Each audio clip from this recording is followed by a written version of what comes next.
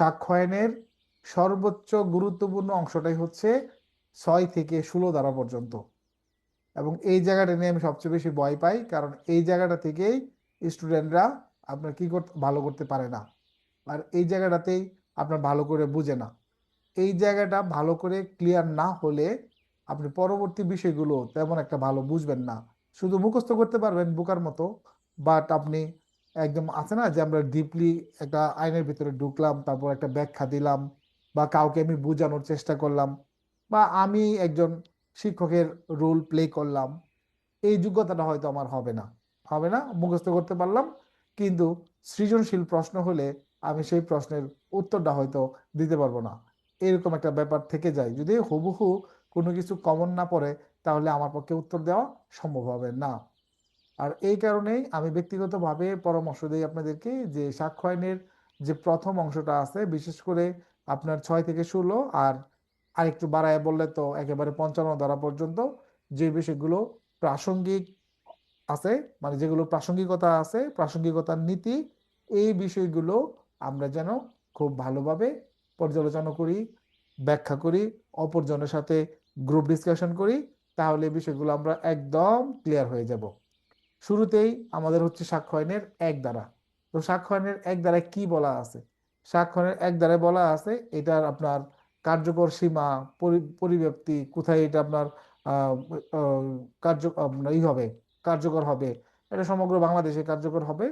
তো আপনার এই আইনের নাম হবে হচ্ছে 1872 সালের সাক্ষ্য আইন।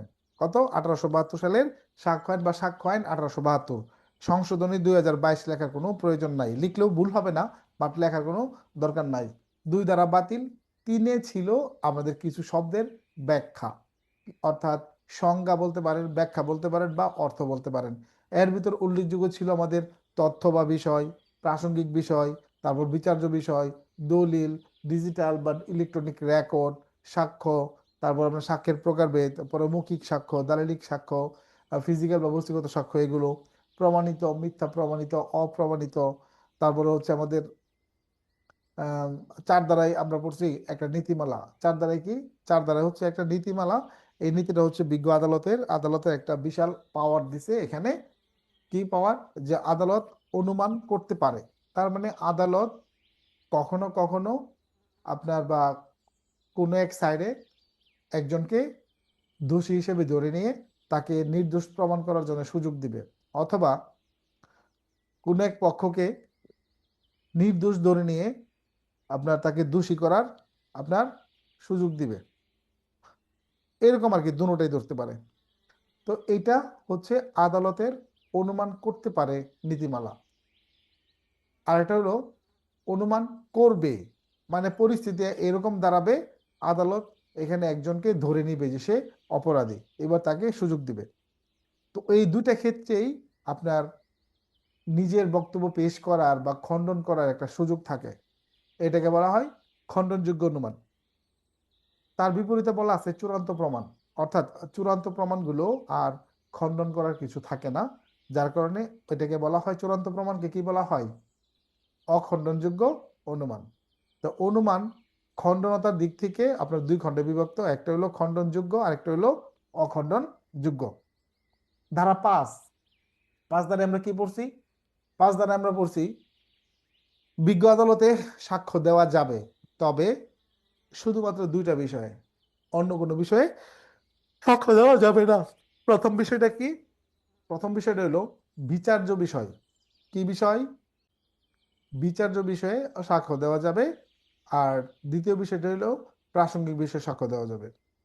তার মানে এই যে 2টা টপিক, একটা বিচার্য বিষয় আর একটা হলো প্রাসঙ্গিক বিষয়। একজন আরেকজনকে খুন করছে, এই যে খুন যে করছে এটা হলো বিচার্য বিষয়। সে খুন করছে কি না এটা কি? বিচার্য বিষয়। খুন কি দিয়ে করছে, কটার সময় করছে, কিভাবে করছে, কোন জায়গায় করছে, এই যে বাকি সবগুলো বিষয় হচ্ছে কি বিচার্য না প্রাসঙ্গিক বলেন তো? বাকি বিষয়গুলো হচ্ছে বিচার্য বিষয়ের সাথে প্রাসঙ্গিক বিষয়। তাহলে এই যে বিচার্য বিষয় এবং প্রাসঙ্গিক বিষয় আছে, এই 2টা বিষয়ের উপরে বিজ্ঞ আদালতে সাক্ষ্য দেওয়া যাবে। এর বাইরে আর কোনো বিষয়ে সাক্ষ্য দেওয়া যাবে? আর কোনো বিষয়ে সাক্ষ্য দেওয়া যাবে না, আদালত ওইগুলো অ্যাকসেপ্ট করবে না।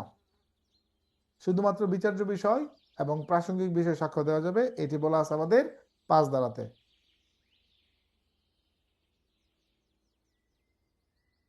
এবার আমরা আলোচনা করব সাক্ষ্য আইনের যে নীতিমালাগুলো আছে, মানে সূত্র আকারে, মানে এখানে বলা নাই সূত্র, বাট আমি সুবিধার্থে এগুলাকে সূত্র হিসেবে ডাকি। সাক্ষ্য আইনের সূত্র 6 থেকে 16 পর্যন্ত সূত্র আমি বলি। সূত্রগুলো কি কি খুব মনোযোগ দিয়ে শুনবেন। বই তো আপনাদের কাছে আছে, সারাদিন তো বই পড়লেনি, পিডিএফ তো আছে, রাখেন, একটু মনোযোগ দিয়ে শুনেন, তাহলে দেখবেন এই আলোচনাগুলো শুনলে আপনার পড়ার চাইতে বেশি কাজে লাগবে। এবং আজকের এই অডিওটাও বেশ কয়েকবার শুনবেন। আমাদের 6 ধারার যে বিষয়টা, 6 ধারার বিষয়টা হলো আপনার অনেকগুলো ঘটনা মিলে একটা ঘটনা হতে পারে, একটা ঘটনা বিভিন্নভাবে ভগ্নাংশ ভাগ করা থাকতে পারে, এরকম বলতেছে যে সমস্ত বিষয় একই কাজের অংশ সেগুলোর প্রাসঙ্গিকতা, যদি সেগুলো একত্রে বিচার্য নাও হয়ে থাকে তবুও প্রাসঙ্গিক। বুঝতে পারছেন বিষয়টা? যদি সেগুলো একত্রে বিচার্য নাও হয়ে থাকে তবুও সেগুলো প্রাসঙ্গিক হয়। Silent please. এখানে ওই ঘটনাগুলো এক জায়গায় ঘটতে পারে, আবার ভিন্ন ভিন্ন স্থানে ঘটতে পারে, ভিন্ন ভিন্ন স্থানে একই সময়ে ঘটতে পারে, ভিন্ন ভিন্ন স্থানে ভিন্ন ভিন্ন সময়ে ঘটতে পারে। একটার সাথে যে আরেকটার একটা সম্পর্ক আছে, এই জিনিসটা আমরা বিজ্ঞ আদালতে কি করতে পারি, প্রকাশ করতে পারি। সেটা এটার সাথে বিচার্য হইলেও আমরা পারি, আবার বিচার্য না হইলেও আমরা পারি। এখানে দেখবেন মূল বইতে বলছে যে আপনার বিচার্য না হইলেও সেগুলো প্রাসঙ্গিক। তার মানে বিচার্য যদি হয় তাহলে সেটাও কিন্তু প্রাসঙ্গিক, বিচার্য হইলেও সেটা প্রাসঙ্গিক। যদি উদাহরণগুলো খেয়াল করেন, সাধারণত উদাহরণ সরাসরি বুঝবেন না, কারণ উদাহরণ থাকে 2 রকমের। সাক্ষ্য আইনের উদাহরণ কয় রকমের থাকে? 2 রকমের। সাক্ষ্য আইন কয়টা দিকে ব্যবহৃত হয়? সাক্ষ্য আইন 2 দিকে ব্যবহৃত হয়। কিরকম? দেওয়ানি লাইনেও ব্যবহার করা হয় এবং ফৌজদারি মামলাতেও ব্যবহার করা হয়। সাক্ষ্য আইন হচ্ছে 2 ধরনের কোর্টে ব্যবহার করা হয়, দেওয়ানি কোর্টেও ব্যবহার করা হয় এবং আমাদের ফৌজদারি যে ক্রিমিনাল কোড আছে এই ক্রিমিনাল কোডেও কিন্তু ব্যবহার করা হয়। যার কারণে এখানে কিছু বিষয় আছে দেখবেন টোটালটাই আপনার দেওয়ানি কোর্টে, আপনার কোনো প্রয়োজনীয় নাই। কিছু বিষয় আছে আপনার ফৌজদারি ফৌজদারি যে ক্রিমিনাল কোড আছে এখানে ব্যবহার করা হবে। তো এখানে 2 রকমের থিম বলছে। 6 ধারার থিমটা হলো এরকম, একসাথে যদি বিচার্য হয় তাহলে ভিন্ন ভিন্ন স্থানে ভিন্ন ভিন্ন ঘটনা ঘটতে পারে, আপনার এটা প্রাসঙ্গিক হতে পারে, একই সময় বা বিভিন্ন সময় হতে পারে। যেমন ধরেন একটা মার্ডারের ক্ষেত্রে এক একজন এক এক ভূমিকা রাখে, কেউ দাঁড়ায় থাকে, কেউ ছুরি নিয়ে দাঁড়ায় থাকে, কেউ রশি নিয়ে দাঁড়ায় থাকে, এরকম থাকে না হত্যাকাণ্ডের আগে? তো দেখা গেছে যে পরে কেউ মনে করে যে পাতে ল্যাং মারছে, পড়ে গেছে, একটা জগড়া লাগাই দিল, আরেকজন এসে সেটা মাথায় বাড়ি মারবো, মানে এটা প্ল্যান করা আগে থেকেই মনে করেন। তো এরকম এক একজন একটা একটা কাজ করছে, কইরা মনে করেন একটা ঘটনা ঘটাইছে, তাহলে এটা একই কাজের অংশ। যদি এখন সবগুলো মিলে একটা মার্ডার হয়েছে না, তার মানে একই সাথে বিচার্য, তার মানে এটা প্রাসঙ্গিক হবে, কোনো সমস্যা নাই। আইন এখানে বলতেছে যদি একসাথে বিচার্য নাও হয় তবুও প্রাসঙ্গিক হবে। কিরকম? তবে লিঙ্ক থাকতে হবে। কিরকম? বিডিআর বিদ্রোহ ঢাকা থেকে শুরু, বাংলাদেশের যে যতগুলো ব্যাটালিয়ন আছে সব জায়গাতেই ছড়াইছে, ছড়াইছে না? ভিন্ন ভিন্ন সময় ভিন্ন ভিন্ন স্থানে ছড়াইছে। তো পিলখানার ঘটনা প্রমাণ করতে গিয়ে আমরা বিভিন্ন জেলা শহরের উদাহরণ টানতে পারি। আপনার একই সাথে বিচার্য না, ময়মনসিংহের ঘটনায় ঢাকা বিচার হবে না, ঢাকার ঘটনায় ময়মনসিংহ বিচার হবে না, বাট আমরা বলতে পারি যে ঢাকা থেকে শুরু হয়েছে, এরপর ময়মনসিংহ গেছে, এরপর নেত্রকোনা গেছে, এরপর মনে করেন আপনার ছড়াইছে সিলেট, তারপর দিনাজপুর, এটা আমরা বলতে পারি। এটা থেকে শুরু। বুঝছেন বিষয়টা? এইটা হলো আমাদের সাক্ষ্য আইনের 6 ধারা। সাক্ষ্য আইনের 7 ধারা আমরা কি শিখছি? যে সমস্ত বিষয় বিচার্য ঘটনা বা প্রাসঙ্গিক ঘটনার উপলক্ষ, কারণ বা পরিণাম পরিণাম এবং অপরাধ সংগঠনের সুযোগ সৃষ্টি করে সেগুলো প্রাসঙ্গিক হয়। আপনি যে কোনো বিষয় উদাহরণ আপনি পড়েন, এখানে দেখবেন আপনার বিচার্য যে ঘটনাটা, যেমন কি ঘটনা হইতে পারে, ধরেন চুরি হয়েছে, দস্যুতা হয়েছে বা ডাকাতি হয়েছে, যে কোনো একটা আপনি ধরে নেন, যে একটা কিছু ঘটছে, তো এইটা ঘটার উপলক্ষটা কি, এইটা ঘটার কারণটা কি, এটা ঘইটা কি হইল, পরিণাম আর কি। বা দিন দুপুরে ডাকাতি করে ফেললো, এই সুযোগটা পাওয়া গেল। আমরা বলি না অনেক সময় যে দিন দুপুরে ডাকাতি করছে।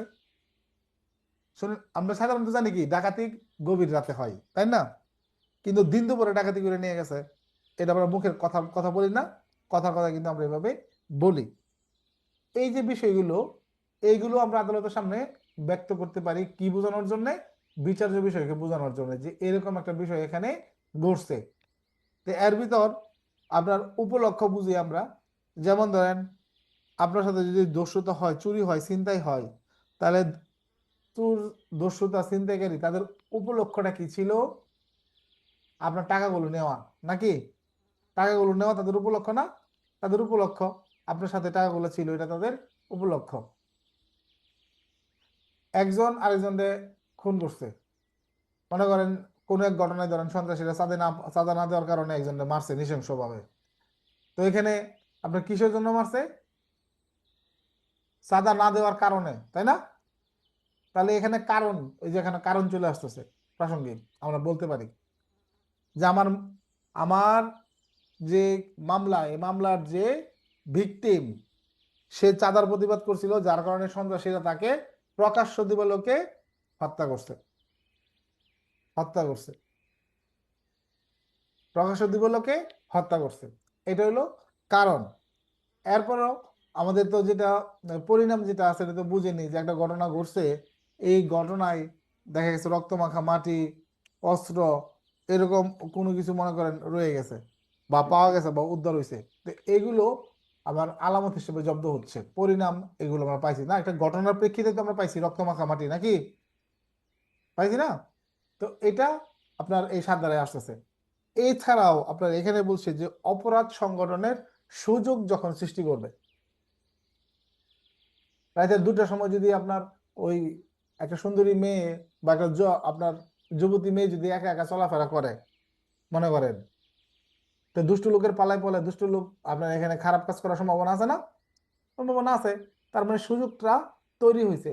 তখন আমরা বলতে পারি যে আমার মক্কেল জরুরি প্রয়োজনে হসপিটাল যাচ্ছিল, হসপিটাল যাচ্ছিল, তখন আপনার ওই যে ফাঁকা রাস্তা বনানী বা মহাখালী সাইডে তাকে একা পেয়ে ওইখানে রাস্তার পাশে জোরপূর্বক দর্শন করে, তারা অপরাধ সংগঠনের সুযোগ ক্রিয়েট হয়েছে। তার মানে এটা আদালত বিশ্বাস করবে, এটা যদি আমি প্রমাণ করতে পারি যেখানে একটা সুযোগ তৈরি হয়েছে। কত ধারায় প্রাসঙ্গিক? 7 ধারায় প্রাসঙ্গিক।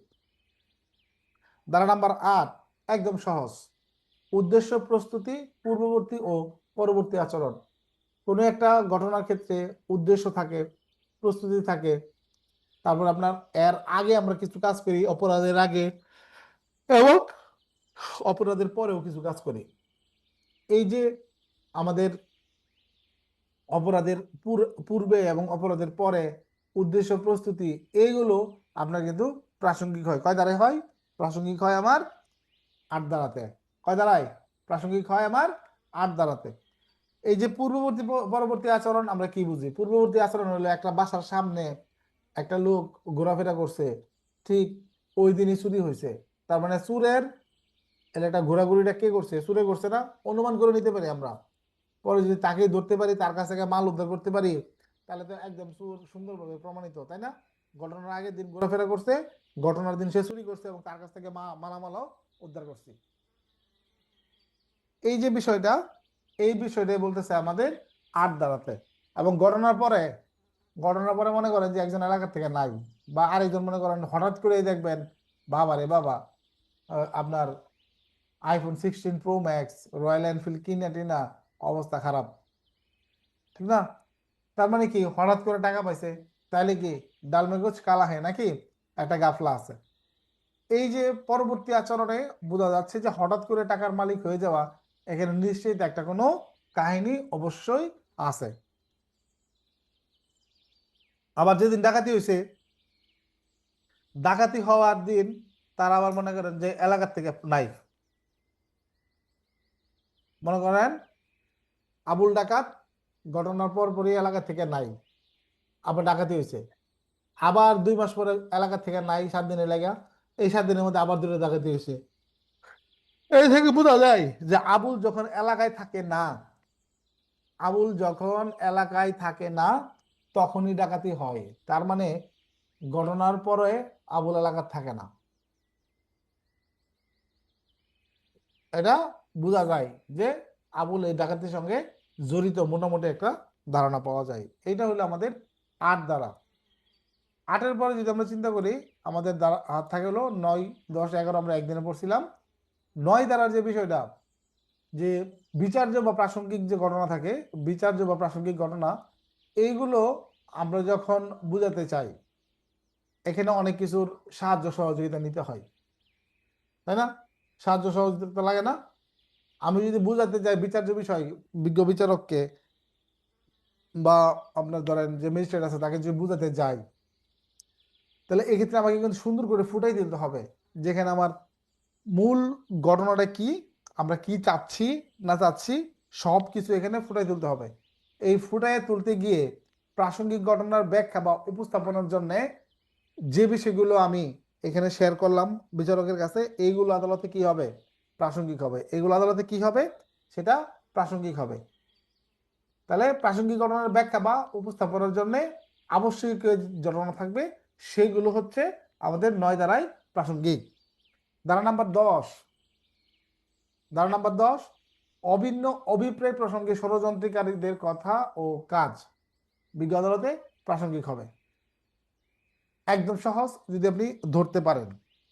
অভিন্ন অভিপ্রায়, অভিপ্রায় শব্দের অর্থ কি কে বলবেন? অভিপ্রায় শব্দের অর্থ কি?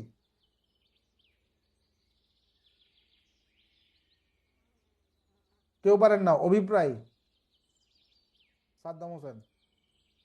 খারাপ কাজ করার ইচ্ছা স্যার, হ্যাঁ, তো ষড়যন্ত্রকারী। পুরোটা বলতে হবো তো। অভিন্ন অভিপ্রায় প্রসঙ্গে যারা এটা প্ল্যান করছিল, এই আপনার ষড়যন্ত্রকারী বা পরিকল্পনাকারী যারা থাকবে, এদের কথা বা কাজ আপনার কি হবে? প্রাসঙ্গিক হবে। কথা বা কাজ প্রাসঙ্গিক হবে। তার মানে আমরা জানি কেউ যদি অপরাধে সরাসরি জড়িত থাকে সেই শাস্তির আওতায় আসে, কিন্তু এখানে এই 10 ধারায় বলতেছে যারা ষড়যন্ত্র করব কোনো অপরাধের ক্ষেত্রে তারাও কিন্তু শাস্তির আওতায় আসবে। ধারা নাম্বার 10, একদম সহজ। ধারা নাম্বার 11, যেখানে বলা আছে যে সমস্ত বিষয় অন্য কোনোভাবে প্রাসঙ্গিক নয় সেগুলো যখন প্রাসঙ্গিক হয়। তার মানে আপনি দেখতেছেন যে এটা প্রাসঙ্গিক হওয়ার কথা না, কিন্তু সেটা প্রাসঙ্গিক হয়ে গেছে। সেটা কখন? যেমন ধরেন কক্সবাজারের একটা ঘটনায় আপনাকে এখানে সাক্ষী করা হয়েছে, আপনি তখন থাকার কথা না, কিন্তু হয়ে গেছেন। কিভাবে? আপনি তখন ছুটিতে ছিলেন। বা ঢাকায় একটা মার্ডার হয়েছে, আপনি ছিলেন চট্টগ্রামে, আপনি ছিলেন কই? চট্টগ্রামে। এখন ঢাকার মামলা তো আপনার নামে চার্জশিট দিচ্ছে, কিন্তু এবার আপনি প্রমাণ করতে পারেন যে আপনি ঘটনার সময় চট্টগ্রামে ছিলাম। স্বল্প বিরতিতে এখানে আসা আপনার পক্ষে সম্ভব না। যদি স্বল্প বিরতিতে আসতো তাহলে একটা বিষয় ছিল, তাই না? চট্টগ্রাম থেকে ঢাকা আসতে মোটামুটি 6-7 ঘন্টা সময় লাগবে না? 6-7 ঘন্টা আপনার সময় লাগবে। তো আমি যদি এটা প্রমাণ করতে পারি তাহলে সেই জিনিসটা আবার অপ্রাসঙ্গিকটা কি হয়ে যাবে? প্রাসঙ্গিক হয়ে যাবে। আমি যদি প্রমাণ করতে পারি তাহলে অপ্রাসঙ্গিক বিষয়টা কি হয়ে যাবে? প্রাসঙ্গিক হয়ে যাবে। ঠিক আছে? তার বিপরীতটাও কিন্তু ঘটতে পারে, বিপরীতটাও কিন্তু এক্ষেত্রে ঘটতে পারে।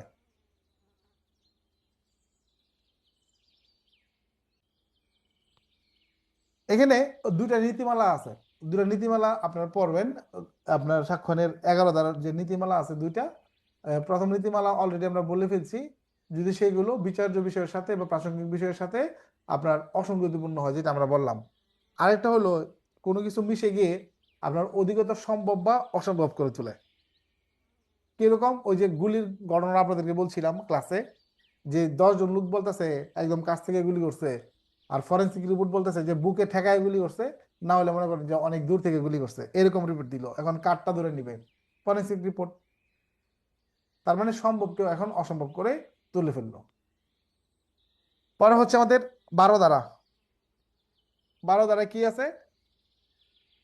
12 ধারায় আছে আমাদের ক্ষতিপূরণের মামলায় যে সমস্ত বিষয় আদালত কর্তৃক ক্ষতির পরিমাণ নির্ধারণে সহায়তা করে সেগুলো প্রাসঙ্গিক। আপনি ক্ষতিপূরণের মামলা করবেন না, যদি আপনার কেউ ক্ষতি করে, ক্ষতি করলে মামলা করবেন না ক্ষতিপূরণের মামলায়? করবেন তো? এখন আপনার মনে করেন যে একটা কি বলবো একটা মোটরসাইকেল মনে করেন একজন ইচ্ছা করে ভাঙচুর করছে, ইচ্ছা করে ডাইরেক্ট যেটা অপরাধ এই কাজটাই করছে। এখন আপনার একটা মোটরসাইকেল ভাঙচুর করছে, এখন যদি আপনি এসে 10 লাখ টাকা দাবি করেন আদালতের কাছে যে মাননীয় আদালত আমার যে ক্ষতিটা হয়েছে এই ক্ষতির মূল্য কয় লাখ,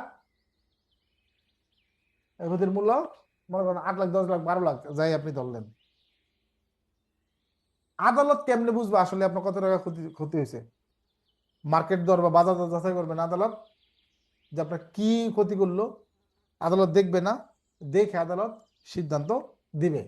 ঠিক আছে, এই ক্ষেত্রে যে সমস্ত জিনিসের মাধ্যমে ক্ষতির পরিমাণটা মোটামুটি নির্ধারণ করা হয় সেগুলো প্রাসঙ্গিক, অর্থাৎ যে সকল বিষয়ের ক্ষেত্রে আপনার প্রযোজ্য হয় এই নিয়মটা সেটা আদালতে প্রাসঙ্গিক হবে। ধারা নাম্বার 13, যখন অধিকার বা প্রথা নিয়ে প্রশ্ন উঠবে, সাধারণত উঠে না, অধিকার বা প্রথা নিয়ে যখন প্রশ্ন উঠবে তখন যে সমস্ত বিষয় মূলত প্রাসঙ্গিক হবে। কিরকম?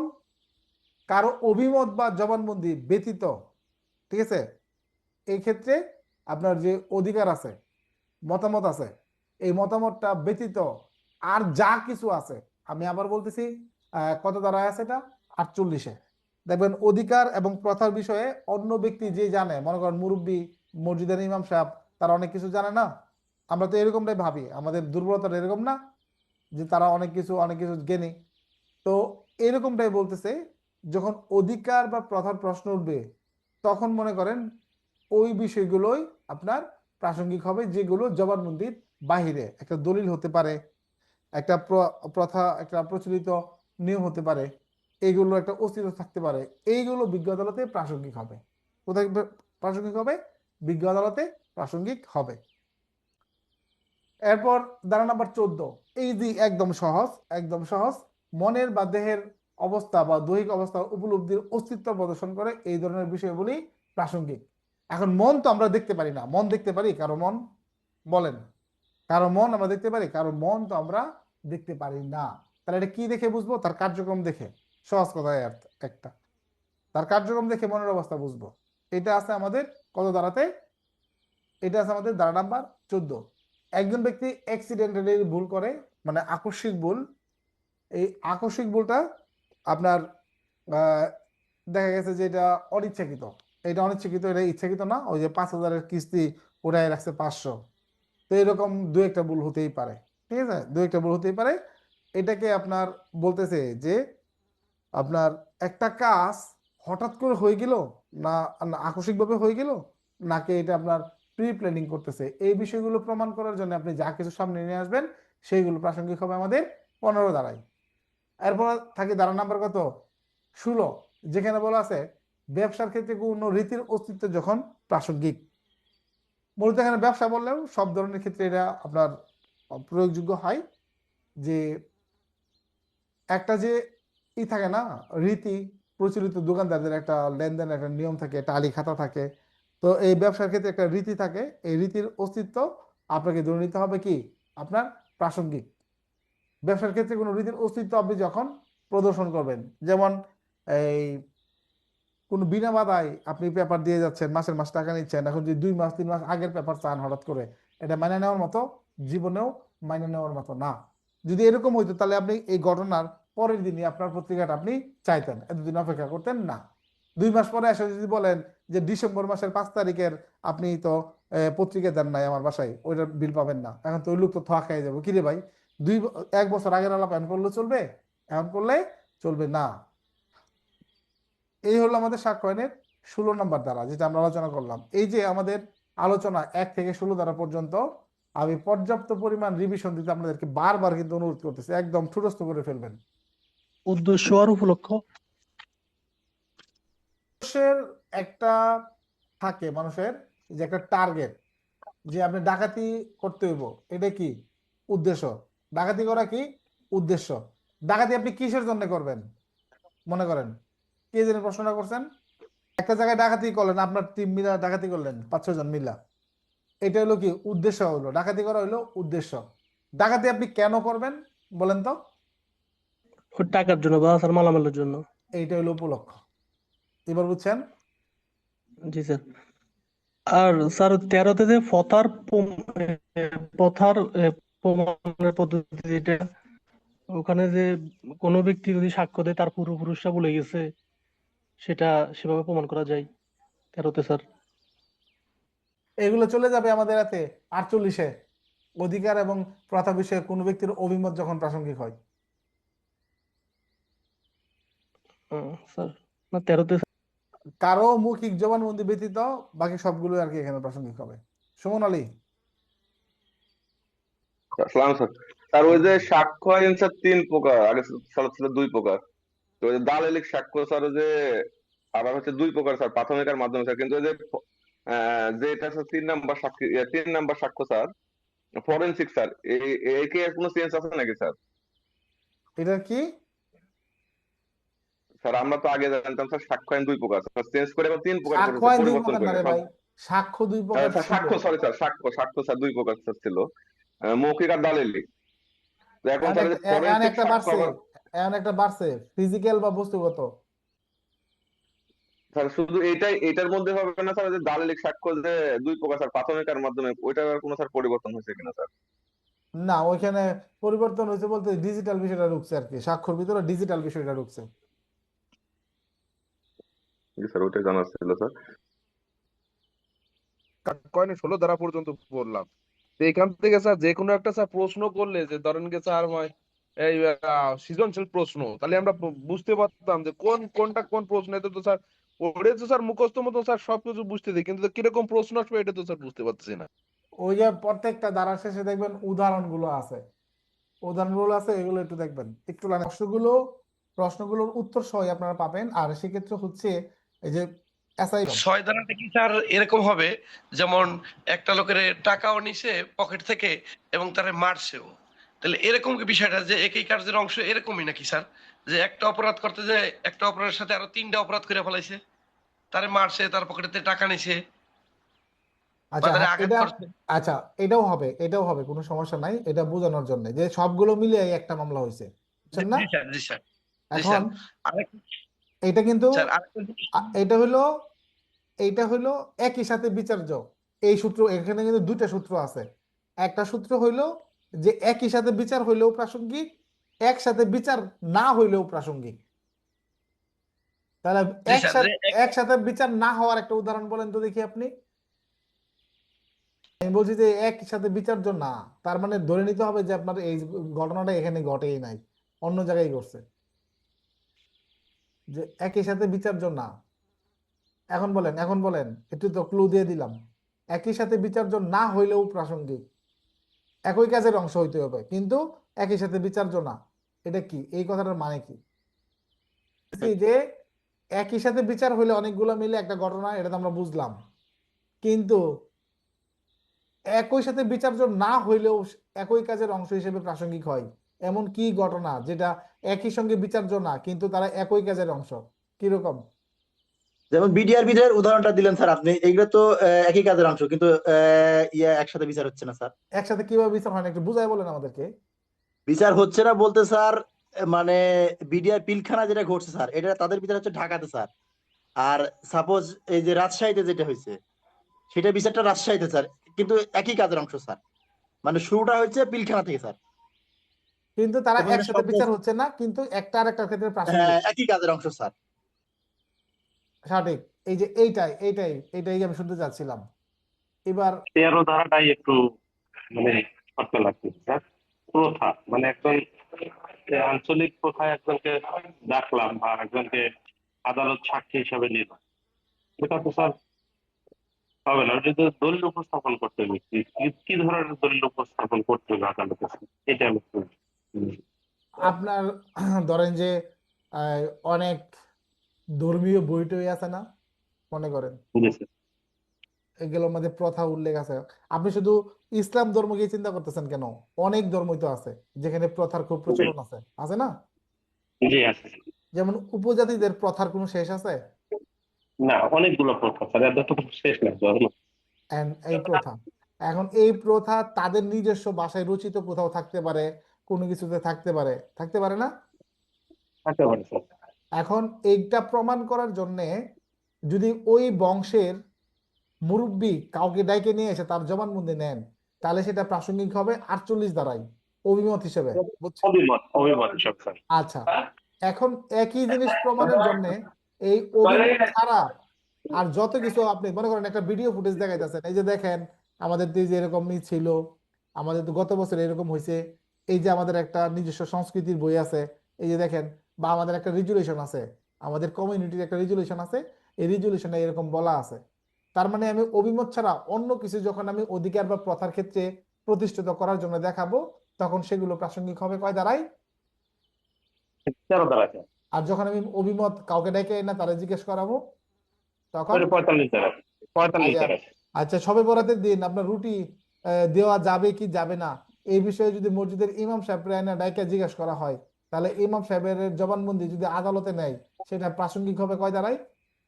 45 দ্বারা অভিমত ব্যক্ত করতে। 48 48 48 স্যার, সরি 48 স্যার, 48 অভিমত ব্যক্ত। ওকে। আচ্ছা, এখন মনে করেন ইমাম সাহেব মনে করেন যে ফাজাইলে আমল নামে একটা বই বাই করে দেখাইতেছে যে এইখানে অমুক নাম্বার হাদিসে এই যে তার রেফারেন্স দেওয়া আছে, এখন এইটা প্রাসঙ্গিক হবে কোন দ্বারাই? এটা স্যার 13 দ্বারা স্যার। এবার বুঝছেন, কিন্তু ওই বইটা আপনার কি একটা দালালিক সাক্ষ্য, তাই না?